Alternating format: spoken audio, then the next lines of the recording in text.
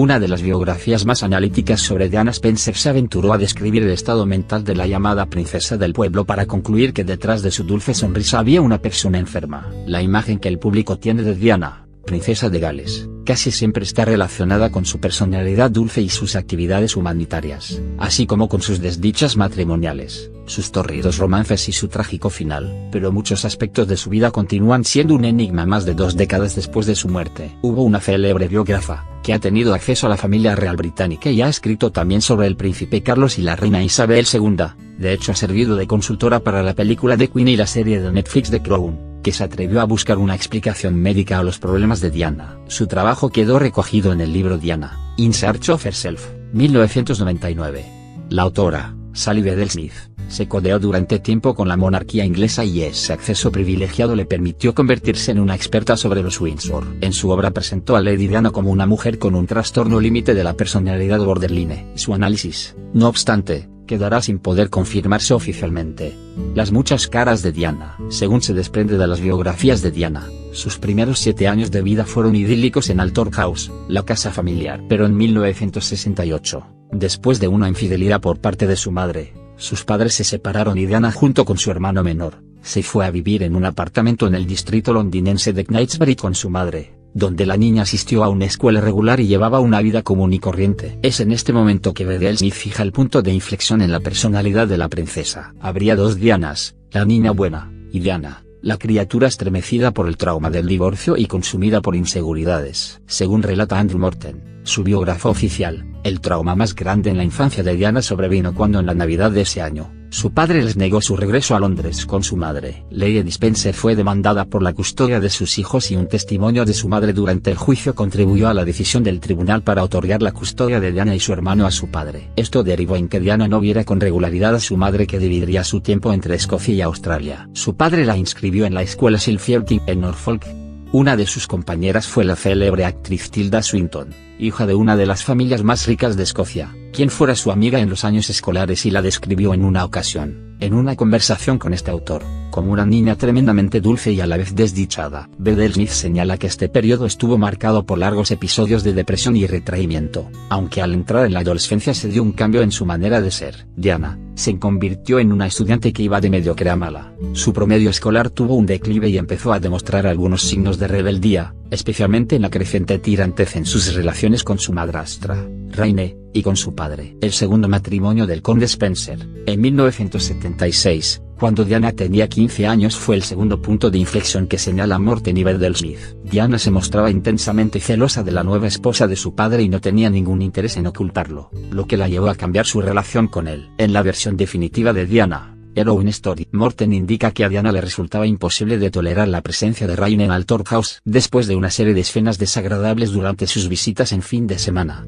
Diana salió de la escuela en 1977 y se mudó a Londres. ¿Borderline? Es aquí, donde Bedell Smith señala que Diana comenzó a manifestar síntomas que los expertos consultados por ella identificaron como trastorno límite de la personalidad, borderline, que se caracteriza por afectar la forma en la que los enfermos manejan el resentimiento hacia eventos difíciles que le han tocado vivir, como abandono, abuso, divorcio de padres. Esta imposibilidad da lugar a una inestabilidad significativa en las relaciones interpersonales. La autora presenta esta teoría como una explicación a las alteraciones de humor en las que se debatía la joven, ya incluso antes de ser princesa. Estas se fueron manifestando con más frecuencia conforme fue alcanzando la edad adulta y se dio su compromiso matrimonial con Carlos, en cuya concepción tuvieron una participación activa el duque de Edimburgo, su abuela Lady Fermor y la reina madre, quienes la presentaron al príncipe de Gales como una candidata idónea. Sin embargo, ya desde antes de casarse, había detonantes para las futuras crisis, como su bulimia. Diana relató a Andrew Morton que Carlos tuvo un rol central en el comienzo del trastorno alimenticio que padeció durante años. Comenzó una semana antes del compromiso, en febrero de 1981. Mi marido puso una mano en mi cintura y dijo: "Estás un poco gordita por aquí". No, eso disparó algo en mí. La primera vez que me provoqué vómito, estaba emocionada porque pensaba que era un modo de aliviar la tensión. En privado, señala Bedell Smith, Diana dejaba aflorar lo que el protocolo le obligaba a guardar: sus arrebatos de celos, los incontrolables ataques de llanto, la bulimia, su inseguridad afectiva, su constante necesidad de llamar la atención y los rastros traumáticos generados por la bochornosa pelea por su custodia son abordados con lujo de detalles por la autora a lo largo de la obra. con el objetivo de demostrar que Diana no era una mujer volátil, como se le mostraba en la prensa, sino una persona alterada cuya vida hubiera podido mejorar de haber recibido la atención médica necesaria. Princesa desesperada. Y para respaldar esta versión, que Morten señaló como algo que era plausible en el documental The Story of Diana, la autora trae a colación lo que quienes colaboraron o vivieron con ellos llamaban Bad Diana, no sin un dejo de ironía, alusiones a un comportamiento impulsivo y casi infantil, en los momentos tensos de su matrimonio. Cuando tenía estos episodios de ira, desaparecía la Diana que el mundo tiene presente. La obra presenta una Lady Di inmadura, volátil y manipuladora que no era víctima de Carlos, sino que explotaba su posición como una mujer humillada para atender grescas verbales. En diversas ocasiones, estando aún casados, cuando el príncipe de Gales y ella coincidían en la misma habitación de su apartamento en Kensington Palace, los gritos y reproches eran continuos a pesar de que sus hijos se encontraban presentes. Cuando Carlos daba por concluida la discusión, se marchaba. Diana se consolaba en sus hijos que entonces contaban con 9 y 11 años. No obstante, también es un hecho documentado, que buscó ser una buena madre para sus hijos, les inculcó valores y realizó actividades con ellos que nunca se habían dado abiertamente dentro de la monarquía, ya que su deseo era que tuvieran una infancia normal pese a su estatus social. De este modo llevó a sus hijos a restaurantes de comida rápida o a parques temáticos. Realizaron visitas a centros de enfermos de SIDA y albergues de necesitados para que vieran de primera mano la situación de los más desfavorecidos. Otro detalle que presenta la autora es que no es estrictamente cierto que la corona fraguara un plan para intentar desacreditarla. Después del divorcio en 1996, Carlos intentó por todos los medios que la imagen de su exmujer no se viera corrompida por los continuos escándalos que protagonizaba, ya que ante todo ella era la madre de sus hijos, y uno de ellos heredaría la corona. Según la autora, a la Casa Real le resultaba difícil lidiar con la conducta errática de Diana con los medios de comunicación. Mientras un día amanecía hecha un mar de lágrimas y deseaba a toda costa que los paparazzi la dejaran en paz, otro se levantaba con deseos de dar declaraciones y se dejaba fotografiar sin poner resistencia, algo que resultaba desconcertante para Carlos y su personal de comunicación, que pese a la separación y el divorcio, monitoreaba la figura de la princesa en los medios. Bedell Smith también presenta una de las anécdotas que refleja el complejo carácter de Diana y cómo ocasionalmente utilizaba a sus hijos como peones en su guerra por afectar la imagen de su marido, movida por el rencor hacia su relación adúltera con Camilla Parker Bowles. En 1991 organizó una fiesta para William y Harry en la estación austríaca de Lech. Ese día, ella fue alertada por los secretarios de que coincidía con la fecha en la que el príncipe Carlos había quedado con unos amigos para cazar. Diana, mediante la ayuda de su secretario personal, avisó a la prensa amarilla de que el príncipe de Gales prefería salir con sus amigos antes que pasar tiempo con sus hijos. A pesar de intentar ayudarla, Diana seguía convencida de que la familia real estaba intentando hundirla. Por ese motivo, solía amenazar a los secretarios del príncipe de Gales con llamadas a medianoche. De acuerdo con el libro, incluso Camilla llegó a recibir llamadas donde supuestamente la amenazaba de muerte. Después de que la separación fuera oficial, he enviado a alguien para matarte. Está fuera en el jardín. Mira por la ventana. ¿Puedes verlos? Pasiones encendidas. Aún estando casada con Carlos, y muy consciente de que él había reanudado su relación con Camilla, Diana vivió varias relaciones amorosas, como reporta el Daily Mail. La primera de ellas fue con su guardaespaldas Barry Manake, quien falleció en 1985 en un accidente de tránsito. La princesa llegó a sospechar de que la muerte de su amante había sido un asesinato y así se lo confesó a su entrenador personal Peter Setelen, quien contaría estas confidencias a la prensa inglesa. Cuando tenía 24 años me enamoré profundamente de un hombre. Todo salió a la luz, lo despidieron y luego lo mataron. Fue el golpe más fuerte que recibí en mi vida, aseguró. La más sonada y duradera fue con James Hewitt, un oficial de la Armada Británica que tuvo como instructor de equitación, y con quien tuvo una larga relación que él mismo se ha dedicado a detallar de diversas maneras. Otros hombres con los que se relacionó fueron James Hilby, que la llamaba *Skiddy y cuyas conversaciones telefónicas causaron sensación al ser publicadas por la prensa. También mantuvo una relación con Oliver Are, un comerciante amigo del príncipe Carlos que estaba casado y no estaba dispuesto a dejar a su esposa, y Diana entró en estado de cólera. Muchas noches llamaba a casa de su amante y amenazaba a su mujer hasta que ésta tomó medidas legales. Después de O'Hare, Diana empezó a salir con el jugador de rugby Will Carling, pero fue una relación fallida desde el principio. Expuesta en 1995, Diana ofreció una entrevista al programa Panorama de la BBC, una de las entrevistas más famosas y polémicas y la más memorable según el pueblo británico. En aquel entonces, Diana rompió su silencio, confesó públicamente haber sufrido bulimia, habló de las lesiones que se había hecho,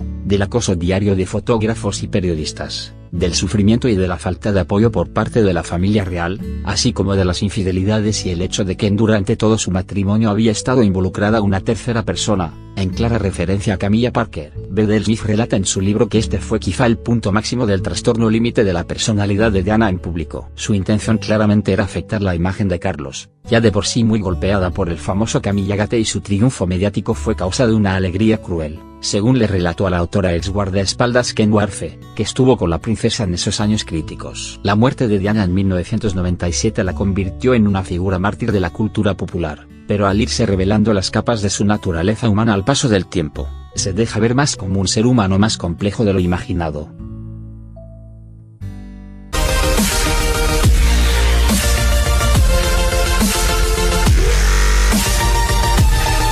En las relaciones interpersonales. La autora presenta esta teoría como una explicación a las alteraciones de humor en las que se debatía la joven, ya incluso antes de ser princesa. Estas se fueron manifestando con más frecuencia conforme fue alcanzando la edad adulta y se dio su compromiso matrimonial con Carlos, en cuya confección tuvieron una participación activa el duque de Edimburgo, su abuela Lady Fermor y la reina madre, quienes la presentaron al príncipe de Gales como una candidata idónea. Sin embargo, ya desde antes de casarse, había detonantes para las futuras crisis, como su bulimia.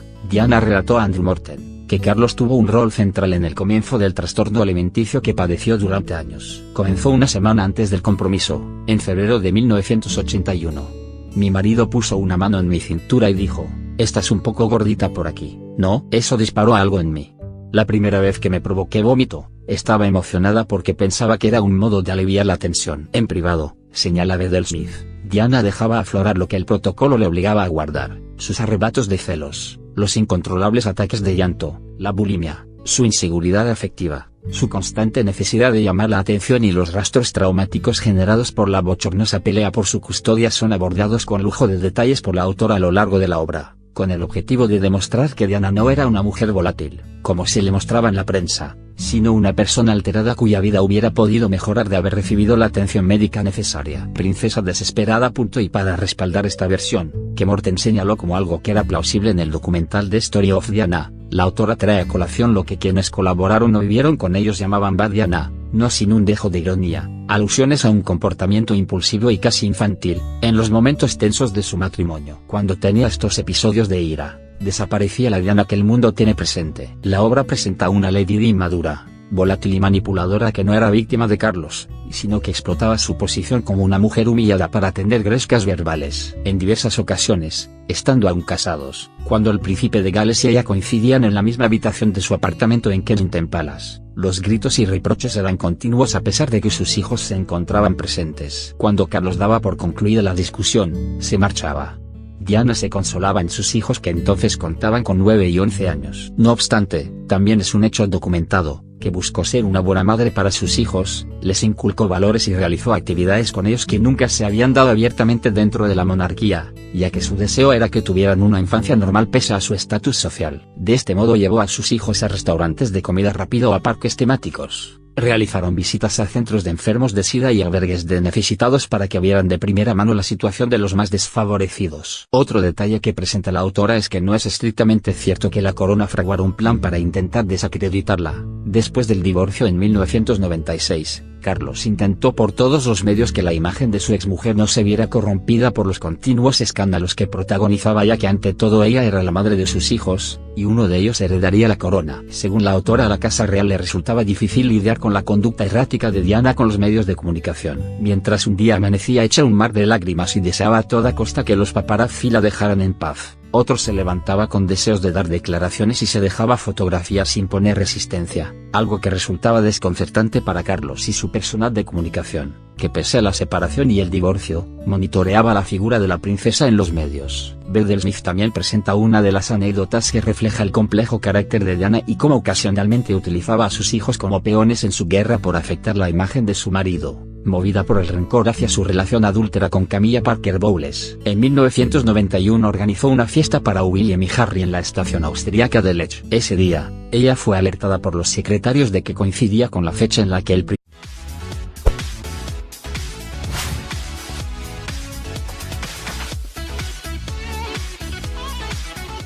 Una de las biografías más analíticas sobre Diana Spencer se aventuró a describir el estado mental de la llamada princesa del pueblo para concluir que detrás de su dulce sonrisa había una persona enferma. La imagen que el público tiene de Diana, princesa de Gales, casi siempre está relacionada con su personalidad dulce y sus actividades humanitarias, así como con sus desdichas matrimoniales, sus torridos romances y su trágico final. Pero muchos aspectos de su vida continúan siendo un enigma más de 2 décadas después de su muerte. Hubo una célebre biógrafa, que ha tenido acceso a la familia real británica y ha escrito también sobre el príncipe Carlos y la reina Isabel II, de hecho ha servido de consultora para la película The Queen y la serie de Netflix The Crown, que se atrevió a buscar una explicación médica a los problemas de Diana. Su trabajo quedó recogido en el libro Diana, In Search of Herself, 1999. La autora, Sally Bedell Smith, se codeó durante tiempo con la monarquía inglesa y ese acceso privilegiado le permitió convertirse en una experta sobre los Windsor. En su obra presentó a Lady Diana como una mujer con un trastorno límite de la personalidad borderline. Su análisis, no obstante, quedará sin poder confirmarse oficialmente. Las muchas caras de Diana. Según se desprende de las biografías de Diana, sus primeros 7 años de vida fueron idílicos en Althorp House, la casa familiar. Pero en 1968, después de una infidelidad por parte de su madre, sus padres se separaron y Diana, junto con su hermano menor, se fue a vivir en un apartamento en el distrito londinense de Knightsbridge con su madre, donde la niña asistió a una escuela regular y llevaba una vida común y corriente. Es en este momento que Bedell Smith fija el punto de inflexión en la personalidad de la princesa. Habría 2 Dianas, la niña buena, y Diana, la criatura estremecida por el trauma del divorcio y consumida por inseguridades. Según relata Andrew Morton, su biógrafo oficial, el trauma más grave, príncipe Carlos había quedado con unos amigos para cazar. Diana, mediante la ayuda de su secretario personal, avisó a la prensa amarilla de que el príncipe de Gales prefería salir con sus amigos antes que pasar tiempo con sus hijos. A pesar de intentar ayudarla, Diana seguía convencida de que la familia real estaba intentando hundirla. Por ese motivo, solía amenazar a los secretarios del príncipe de Gales con llamadas a medianoche. De acuerdo con el libro, incluso Camilla llegó a recibir llamadas donde supuestamente la amenazaba de muerte. Después de que la separación fuera oficial, he enviado a alguien para matarte. Está fuera en el jardín. Mira por la ventana. ¿Puedes verlos? Pasiones encendidas. Aún estando casada con Carlos, y muy consciente de que él había reanudado su relación con Camilla, Diana vivió varias relaciones amorosas, como reporta el Daily Mail. La primera de ellas fue con su guardaespaldas Barry Manake, quien falleció en 1985 en un accidente de tránsito. La princesa llegó a sospechar de que la muerte de su amante había sido un asesinato y así se lo confesó a su entrenador personal Peter Setelen, quien contaría estas confidencias a la prensa inglesa. Cuando tenía 24 años me enamoré profundamente de un hombre. Todo salió a la luz, lo despidieron y luego lo mataron. Fue el golpe más fuerte que recibí en mi vida, aseguró. La más sonada y duradera fue con James Hewitt, un oficial de la Armada Británica que tuvo como instructor de equitación, y con quien tuvo una larga relación que él mismo se ha dedicado a detallar de diversas maneras. Otros hombres con los que se relacionó fueron James Hilby, que la llamaba *Skiddy y cuyas conversaciones telefónicas causaron sensación al ser publicadas por la prensa. También mantuvo una relación con Oliver Ware, un comerciante amigo del príncipe Carlos que estaba casado y no estaba dispuesto a dejar a su esposa, y Diana entró en estado de cólera. Muchas noches llamaba a casa de su amante y amenazaba a su mujer hasta que ésta tomó medidas legales. Después de Ware, Diana empezó a salir con el jugador de rugby Will Carling, pero fue una relación fallida desde el principio. Expuesta en 1990. En la infancia de Diana sobrevino cuando en la Navidad de ese año, su padre les negó su regreso a Londres con su madre. Lady Spencer fue demandada por la custodia de sus hijos y un testimonio de su madre durante el juicio contribuyó a la decisión del tribunal para otorgar la custodia de Diana y su hermano a su padre. Esto derivó en que Diana no viera con regularidad a su madre, que dividiría su tiempo entre Escocia y Australia. Su padre la inscribió en la escuela Silfierting en Norfolk. Una de sus compañeras fue la célebre actriz Tilda Swinton, hija de una de las familias más ricas de Escocia, quien fuera su amiga en los años escolares y la describió en una ocasión, en una conversación con este autor, como una niña tremendamente dulce y a la vez desdichada. Bedell Smith señala que este periodo estuvo marcado por largos episodios de depresión y retraimiento, aunque al entrar en la adolescencia se dio un cambio en su manera de ser. Diana se convirtió en una estudiante que iba de mediocre a mala. Su promedio escolar tuvo un declive y empezó a demostrar algunos signos de rebeldía, especialmente en la creciente tirantez en sus relaciones con su madrastra, Raine, y con su padre. El segundo matrimonio del conde Spencer, en 1976, Cuando Diana tenía 15 años fue el segundo punto de inflexión que señala Morten y Smith. Diana se mostraba intensamente celosa de la nueva esposa de su padre y no tenía ningún interés en ocultarlo, lo que la llevó a cambiar su relación con él. En la versión definitiva de Diana, Heroine Story, Morten indica que a Diana le resultaba imposible de tolerar la presencia de Ryan en Althorp House. Después de una serie de escenas desagradables durante sus visitas en fin de semana, Diana salió de la escuela en 1977 y se mudó a Londres. ¿Borderline?